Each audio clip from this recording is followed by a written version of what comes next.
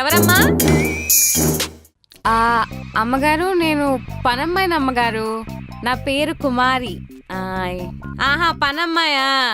ఏందమ్మా టైము? 12 గంటలకే వచ్చేది. అంటే అమ్మగారు, టైం అంటే నాకు మరి 3-4 ఇల్లు ఉంటాయి, అవన్నీ ఫినిష్ చేసుకొని వచ్చేసరికి ఈ టైం అవుతుంది. నేను ఆల్రెడీ అమ్మగారికి చెప్తే అమ్మగారు ఓకే అన్నారు, ఈ టైము సరిపోయింది. నాకు తాళం ఇస్తారు, నేను ఆ తాళం తీసుకొచ్చి అంతా క్లీన్ చేసుకొని వెళ్ళిపోతుంటాను అన్నమాట. మీరు పెద్దమ్మగారా? సేమ్ చిన్నమ్మగారులానే ఉన్నారు. నేను నా కూతురులాగా ఉండడం కాదు, నా కూతురే నాలాగుంది. అంతేలేండి. వెళ్ళు, పని చేసుకో. చేసుకుంటాను అమ్మగారు. బా, ఏమ్మా, ఏందమ్మా సౌండ్లు? చెవులో సీసం పోసినట్టుంది. మెల్లగా, అవన్నీ కాస్ట్లీవి, మెల్లగా.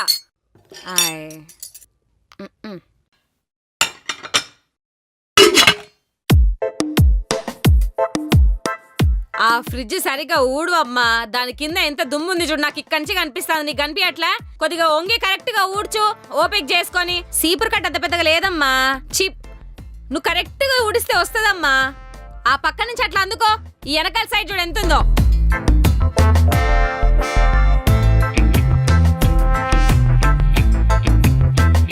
ఏందమ్మా, ఏం చేస్తానో నువ్వు?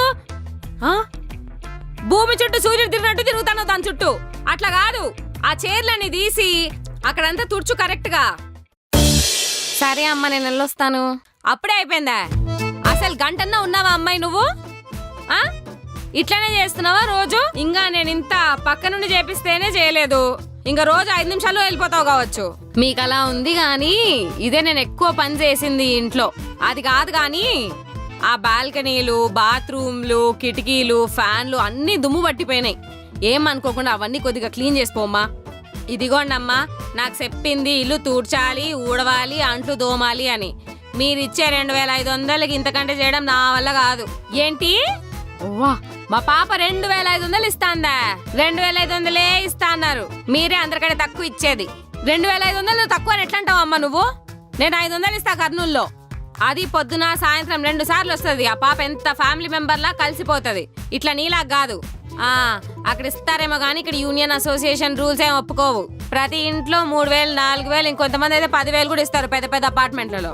ఏదో పాప ఒక్కతే ఉంది కదా, కష్టపడతానని చెప్పి వస్తానా నేను కూడా. ఇట్లా అయితే ఇంకెందుకు నువ్వు మా పాపకి? ఇంకేం అవసరం లేదు, మాని మేము చేసుకుంటాంలే ఆ మాత్రం. అయితే చేసుకోండి మీరే. నా బ్యాలెన్స్ ఏదైతే ఉందో అది క్యాల్కులేట్ చేసి చెప్పమానండి, రేపు పొద్దున వచ్చి కలెక్ట్ చేసుకుంటాను. నాకేం అవసరం, మేము చేసుకుంటాం. నువ్వు 2500 అంట. ఎవరన్నా చూస్తే నవ్వుతారు. మామీ, ఐఎమ్ హోమ్. అయినా డోర్ వేసుకోకుండా ఏం చేస్తున్నావు నువ్వు? ఏంది, నేను వాకిలేదా? మంచి పని చేసినావు తొందరగా వచ్చి. ఈ రోజు కూడా ఎక్కడ లేటుగా వస్తావేమో అనుకున్నా. నేను వస్తున్నా అని చెప్పి బాగా మెయింటైన్ చేసినావులే ఇల్లంతా. ఎంత దుమ్ముంది మొత్తం లోపలంతా ఊడిస్తే నేను.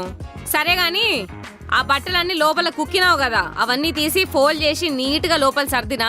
అట్లనే పెట్టుకున్నాను నెక్స్ట్ టైం వచ్చినప్పుడు కూడా. ఏమి అర్థమైందా? కట్టెన్లన్నీ ఉతికేసినాను. ఆ ఫ్రిడ్జ్ అదంతా నీట్ గా తుడిచేసిన. సరేనా? సరిగ్గా పెట్టుకోనానా? అవును, చాలా మంచి స్మెల్ వస్తుంది. ఏం వండుతున్నావు? ఏం లేదే, పప్పు, రసము, చికెన్ ఫ్రై, రైస్, రోటీ. చిన్న మెన్యూ, పెద్దగా ఏం లేదు. క్రేజీ. చిన్న మెన్యూనా? సరే గాని రేపు ఆంటీ వాళ్ళు వెళ్ళిపోతారంట. నేను కూడా వాళ్ళతో వెళ్ళిపోతా. మళ్ళీ వస్తారు డాడీతో. రేపే వెళ్ళిపోతావా?